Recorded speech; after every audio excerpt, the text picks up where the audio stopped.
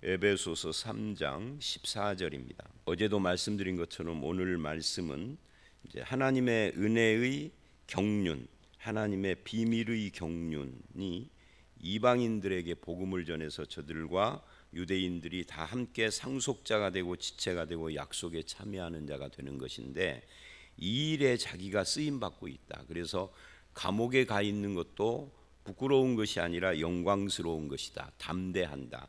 당당하다. 뭐 이런 이야기들을 1절서부터 13절까지 했어요. 이것이 교회의 사명이고 교회를 통해서 그 일을 한다라는 말씀도 하셨고요. 그런 다음에 오늘 말씀 이러므로 그럽니다. 어제 말씀에도 13절에 그러므로가 중요하다 그랬죠. 이것이 1절에서 연결이 되기 때문에. 근데 오늘 말씀도 그러므로 그래요. 이것이 하나님의 비밀이고 그리스도의 비밀의 풍성함, 그 경륜에 속한 것이다 라고 하는 것을 근거로 해서 환난도 영광으로 보는 그런 것을, 그런 믿음을 근거로 해서 이제 기도하는 거죠. 그러니까 지금 현재의 내 인생이 어떤 상태에 있느냐. 바울은 감옥에 있는데 감옥에 있던 감옥 밖에 있던 다 하나님의 은혜의 경륜의 과정 중에 이것이 존재한다라는 것을 우리가 믿는다면, 그러므로 이제 이것을 붙잡고 기도를 하는데, 거기 14절을 보면 하늘과 땅에 있는 각 족속에게 이름을 주신 아버지 앞에 무릎 꿇고 비노니, 14, 15절은 지금 기도한다는 건데, 여기에 하늘과 땅에 있는 각 족속, 하늘에 있는 족속, 이게 천사들을 포함하는 거죠. 땅에 있는 각 족속, 인간들을 말하는 거죠.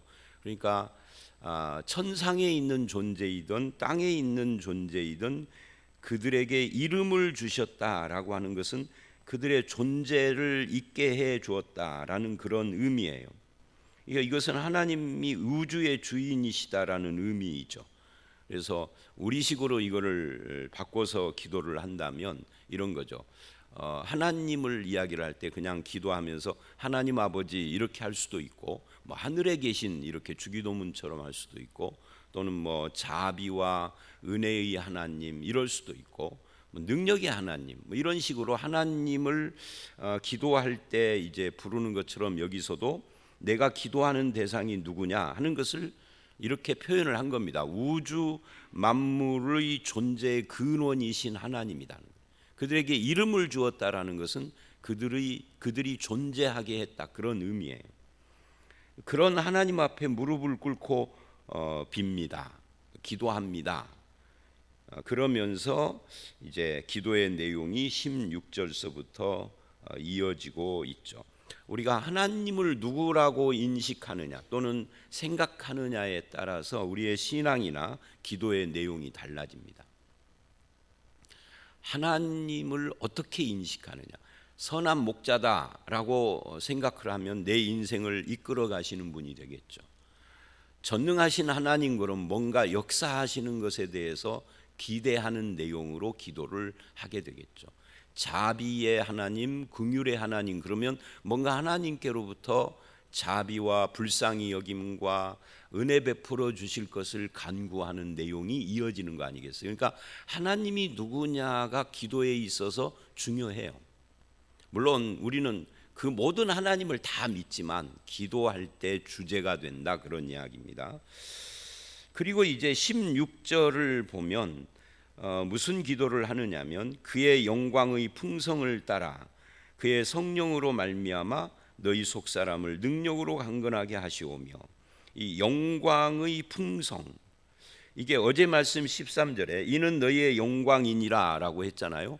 감옥에 가 있는 것도 영광이다, 나에게도 영광이지만 너희에게도 영광이다 하고는 그 영광의 풍성을 따라 그래요. 그러니까 13절은 내가 그 영광에 참여하는 자가 된 거고, 여기서는 하나님 자신의 영광의 풍성입니다. 그냥 영광이 아니라 풍성함이죠. 그리고 21절에 기도를 마무리하면서 교회 안에서와 그리스도 예수 안에서 영광이 대대로 영원 무궁하기를 원하노라 아멘 이래요. 그러니까 하나님의 영광이라는 것을 가지고 이제 그분 앞에 기도를 해요. 그러니까 하늘과 땅에 있는 각 족속에게 이름, 그게 존재의 근원 되신 우주의 하나님의 그 영광의 풍성함, 이게 잘 생각을 해보면 굉장히 그 기도의 내용이 이게 뭐라 할까요? 폭이 굉장히 넓고 웅장한 느낌을 주죠. 그런 영광의 풍성하심을 따라서 뭐를 했느냐? 성령으로 말미암아 그래요. 하나님의 영광과 성령 이 둘이 역사하여서 뭐를 했느냐? 남북 통일을 시켰느냐? 무슨 뭐 세계 기후 위기를 해결을 하셨느냐? 그게 아니고 속사람을 그래요. 범위를 굉장히 그 웅장한 기도의 내용으로 시작을 해서 갑자기 확 좁혀서 개인 이야기를 해요. 한 영혼의 속사람을 강건하게 하는. 그러니까 이게 성경을 읽어보면 하나님은 우주 만물을 창조하신 분이다 시작을 해서 갑자기 그래서 그를 믿는 너를 구원했다로 가잖아요. 이 본문은 구원이 아니라 구원받은 사람을 강건하게 하시는 쪽으로 이게 범위가 확 좁아지는 거예요. 창세기 1장 1절을 읽을 때도 똑같아요.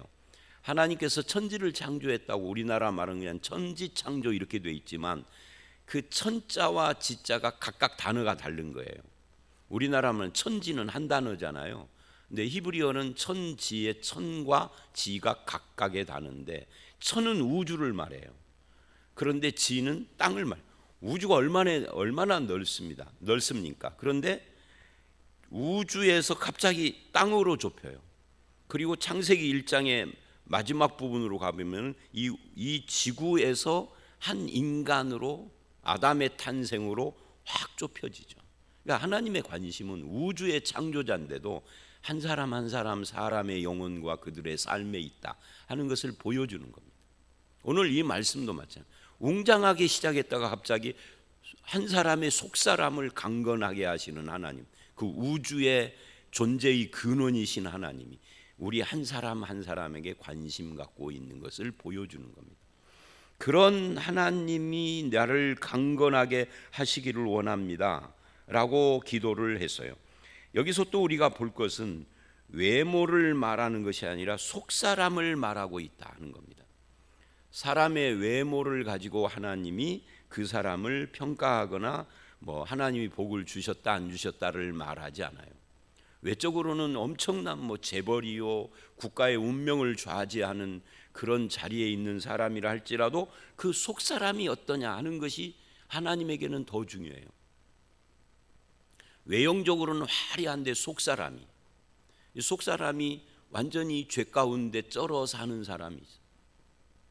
외형적으로는 아무것도 아닌 그냥 평범한 사람인데 속사람이 하나님 앞에서 살아있는 사람, 강건한 사람이 있는 거죠. 하나님의 관심은 후자에 있다는 거죠. 속사람이 생명, 하나님의 생명을 가지고 그 속사람이 또한 강건한 그런 삶을 사는 사람이냐 아니냐 하는 것을 우리는 이 본문을 통하여서 하나님의 관심사다, 바울은 그것을 위해서 기도한다 하는 것을 알 수가 있습니다.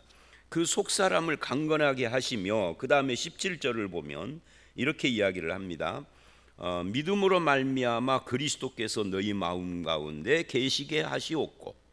여러분, 하나님, 성령님, 예수님 이 삼위일체가 16, 17절에서 다 나왔죠. 이 성경을 읽다 보면 이 서신서에 이런 식으로 삼위일체가 한꺼번에 하나의 그 문장 안에서 등장하는 경우가 있어요. 그 굉장히 중요하다는 뜻이죠.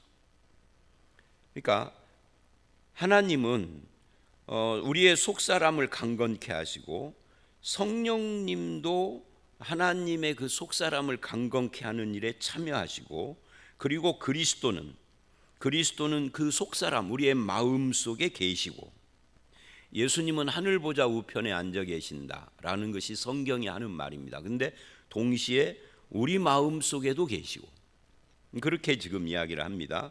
근데 어떻게 계시느냐 하면 믿음으로 계신대요. 믿는 우리가 예수님을 믿을 때 그 예수님은 우리 안에 계시는 거죠. 이 예수님이 우리 안에 계신다 하는 것이 굉장히 중요한 겁니다. 신앙에 있어서 예수가 있는 사람 없는 사람으로 사람이 나누어지니까 우리가 인간을 나눌 때 백인, 흑인, 황인 뭐 이런 식으로 나누잖아요. 근데 하나님은 예수가 있는 사람, 없는 사람, 성령이 있는 사람, 없는 사람으로 나누는 거예요. 즉 구원받은 사람, 구원받지 못한 사람. 구원받지 못한 사람도 장차 구원받을 사람이 그 중에 있죠. 그러나 하나님은 이 둘로 나누는 겁니다.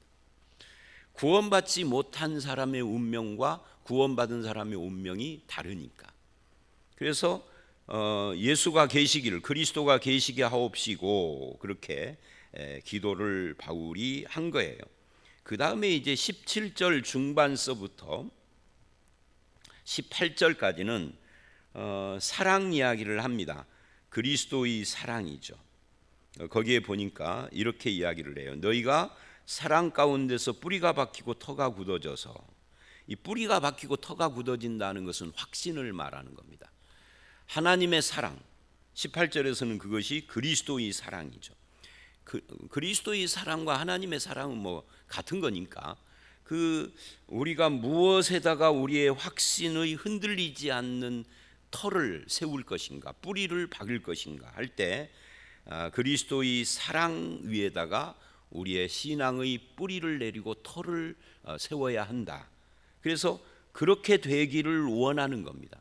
그러니까 예수를 잘 믿는다는 것은 흔들리지 않는 그리스도의 사랑 위에서 그런 삶을 사는 믿음을 말하는 거예요. 그리고 18절, 능히 모든 성도와 함께 지식에 넘치는 그리스도의 사랑을 알고, 그리스도의 사랑이 그냥 감정적인 사랑이 아니라 여기서는 지식에 넘치는 그리스도의 사랑이에요. 지식만 있고 사랑이 없는 것, 사랑을 모르는 것도 문제지만 사랑은 있는데 그게 지식에 근거하지 않는 사랑이라고 하면은 그것도 문제가 있는 거죠. 그래서 예수를 아는 지식, 하나님을 아는 지식에 기반한 그리스도의 사랑을 알고 거기에 뿌리를 내리고, 19절, 그 너비, 길이, 높이, 깊이, 너비, 길이, 높이, 깊이 이야기를 하는 것은 그 하나님의 사랑, 그리스도의 사랑이 평면적이지 않다 하는 거죠. 입체적이고, 그리고 우리가 생각하는 것 같은 얕은, 그냥 뭐 우리는 예수님의 사랑을 어떤 식으로 말을 하냐면 내 문제가 즉각즉각 해결되면 주님 나 사랑하는 거고, 그거 해결이 잘 안 되면 사랑 안 하는 거고, 그 정도에서 우리가 생각을 하는데 예수 사랑은 그렇지 않다는 거예요. 그 깊이를 우리가 알아야 된다. 예를 들면 사도 바울이 그 예죠. 감옥에 가 앉아 있는데도 사도 바울이 낙심하지 않고 영광스럽다라고 하는 그것의 근거가 예수 사랑을 깊이 알기 때문인 거죠. 높이도 마찬가지고 넓이도 그렇고요. 그래서 우리는 야트막한 신앙생활을 경계해야 해요. 내 눈앞에 즉시 지금 보이는 현재의 어떤 상황과 환경을 가지고 하나님이나 하나님의 존재, 하나님의 사랑을 측정하려고 하는 이 야트막한 신앙에서 벗어나기를 지금 원하는 겁니다. 그것이 어떠함을 깨달아 하나님의 모든 충만하신 것으로 충만하기를 구한다. 하나님의 충만이 내 안에 있다 하는 것과 그리스도의 사랑의 깊이 넓이 그 높이를 알아가는 것은 연관이 있는 거죠. 그러니까 사도 바울의 기도는 지금 하나님이 어떤 분인가, 그분이 우리 속의 속사람을 강건하고 뿌리가 깊이 내려서 흔들리지 않는 사람이 되고, 그것은 예수 사랑을 깊이 알아가는 것과 관계가 있음을 지금 말하고 있는 겁니다. 여러분의 신앙은 어떻습니까? 자그마한 일에도 흔들리고 계속해서 의심하는, 확신이 없는 그런 상황 속에서 늘 왔다 갔다 하는 그런 신앙이 있다면, 이 말씀을 통해서 신앙이라는 것은 흔들리지 않는 확고한 어떤 뿌리를 내리는 것과 관계가 있다 하는 것을 깨닫고 바꿔야 돼요. 하나님의 충만하심이 내 안에 있으므로. 20절을 보면 또 이렇게 이어집니다. 20절로 21절은 이제 마무리이죠. 우리 가운데 역사하시는 능력대로 우리가 구하거나 생각하는 모든 것에 더 넘치도록 능히 하실 이에게. 여기에 두 가지가 나오죠. 우리 가운데 역사하시는 능력대로. 이 능력이라는 것이 하나님의 능력이기도 하고 성령의 능력이라고 말할 수도 있는데, 그 하나님의 능력, 성령의 능력으로 우리가 뭐를 깨달아야 되느냐면 우리가 구하고 생각하는 것보다 더 넘치도록 역사하시는 그런 하나님을 생각해야 한다. 금방 내가 야트막한 신앙과 깊이와 넓이와 높이와 길이를 아는 신앙의 차이를 말하는 것과도 연관이 돼요. 그러니까 내가 구하는 것은 A예요. 이 A가 해결되지 않으면 하나님 안 계신 거예요. A가 해결되지 않으면 하나님 나 사랑하지 않는 거예요. 근데 그런 차원이 아니라 내가 구하는 것은 A인데 하나님이 주시는 것은 B일 수도 있는 거죠. 근데 이 B가 내가 생각하기에 내가 원하는 것이 아니니까 불만이 될 수도 있지만 지나고 보면은 A가 아닌 B를 주신 하나님이 사실 그거 내가 구하는 것보다 더 넘치는 축복이 그 안에 담겨져 있는 거죠. 그래서 이거를 깨닫기를 원하는 기도를 지금 하는 거예요. 사도 바울도 인간인데 어떻게 감옥에 그냥 들어가는 것이 아니라 이 로마 시대에는 감옥에 들어가는 죄인들을 채찍질을 한다. 얼마나 쓰라리고 아프고 채찍 잘못 맞으면 죽기도 하는데 그렇게 감옥에 들어가 있는데도 불평을 하지 않고 영광이다라고 말하고 있는 이런 반응이 가능한 것이 뭐냐면 하나님께서는 내 생각과 다르다라는 믿음이 있기 때문에 그래요. 내가 생각에는 감옥에 안 가고도 복음 전하는 길이 얼마든지 많은데 그런데 하나님은 감옥에 들어가는 것을 허용해 주셨다고. 예를 들면 이런 거죠. 빌립보 교회 있잖아요. 빌립보 교회가 성립하게 된 배경이 뭡니까? 이제 자주장사 루디아를 만난 것하고 세 사람을 만나거든요. 그 다음에 길거리에서 만난 그 귀신 들린 여종을 고쳐준 거, 그것 때문에 감옥에 들어가서 간수를 만난 거. 이 과정을 보면은 루디아를 만난 것은 평범한 것이지만 귀신 들린 여종을 고쳐주고 감옥에 들어가서 억울하잖아요. 거기서 간수를 만나게 된 이 과정들은 이거는 특별한 거예요. 내가 원하지 않는 거죠. 하나님 평탄한 길로 인도해 주십시오 그러는데 하나님은 안 평탄한 길로 인도하셔서 간수의 온 가정을 구원하시고 그것이 빌립보 교회의 뿌리가 되게. 하나님의 뜻과 우리의 뜻은 다른 거죠. 내 인생에도 똑같습니다.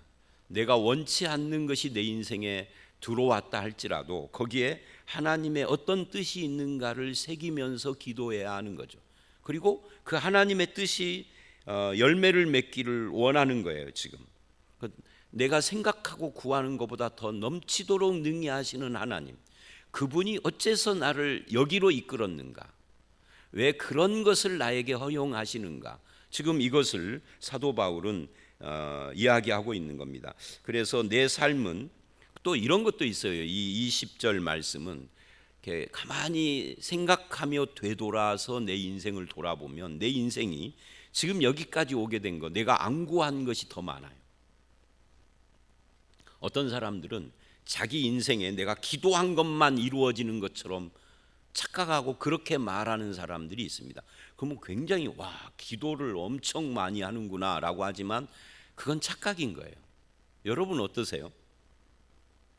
저는 이 자리에 오기까지, 그리고 내 인생이 이 나이 먹을 때까지 내가 구한 것보다 안 구한 것이 이루어진 것이 한 1000배는 더 많아요. 뭐 1000배라고 하는 것은 그냥 짐작일 뿐이고 하나님은 야 웃기지 마라, 1000배가 아니라 10,000배야 알 수도 있는 거죠. 내가 구해서 이루어진 것이 몇 가지가 있나요? 안 구해졌는데 이루어진 것이 더 많아요. 그러니까 기도 이야기 할 때마다 그런 이야기 자주 했었는데 저가 젊었을 때, 요즘도 뭐 그러겠지만 그런 어떤 풍토가 있었느냐 하면 배우자를 위해서 기도하라. 그 배우자는 뭐 여자 같으면 남자는 키가 몇, 직업은 어쩌고, 뭐 외모서부터 뭐 신앙, 직업 이런 것까지. 저는 배우자를 위해서 기도한 적이 없었던 것 같은데, 저는 그런 것에 대해서 기도할 마음 자체가 없었는데, 너무 일찍 결혼해서도 그렇겠지만, 근데 지금 생각해 보면은 내가 기도 않기를 잘한 것 같아요. 뭔 의미인지 아시겠어요? 내가 기도했더라면 이상한 여자 만났을 것 같아. 내가 기도 않는 바람에 괜찮은 여자 만난 것 같아. 기도로 하나님을 제한할 수 있어요. 기도하지 말라가 아니라 기도 안 한 것이 이루어진 것이 더 많다는 이야기를 예를 든 겁니다. 내 인생은 내가 구하지 않은 것을 더 넘치게 주시는 하나님의 손 안에서 여기까지 왔고 앞으로도 그럴 겁니다. 기도하지 말라가 아니라 기도하되 내 기도 안에 하나님이 제한되지 않는다를 알아야 한다는 거죠. 겸손해야 한다는 거죠.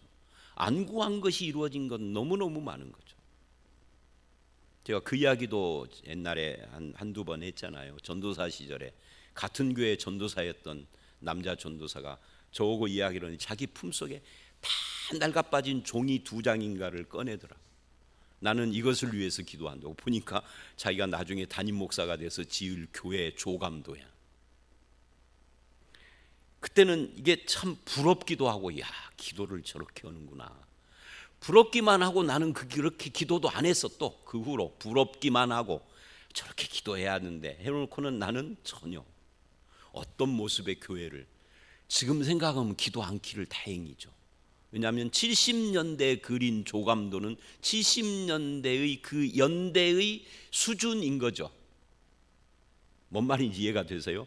그때의 교회당이라는 것이 뭐예요? 이게 세모 지붕에 뭐 종탑 있고 뭐 그런 거잖아요. 지금 보면은 되게 촌스러운 옛날식 교회당. 나는 그 기도를 안 해서 이런 예배당 지었나? 모르겠어요. 어떤 형태의 교회당을 달라는 기도를 저는 한 번도 해본 적이 없고, 이 교회에 와서 이 예배당 지을 때도 그런 기도는 안 했어요.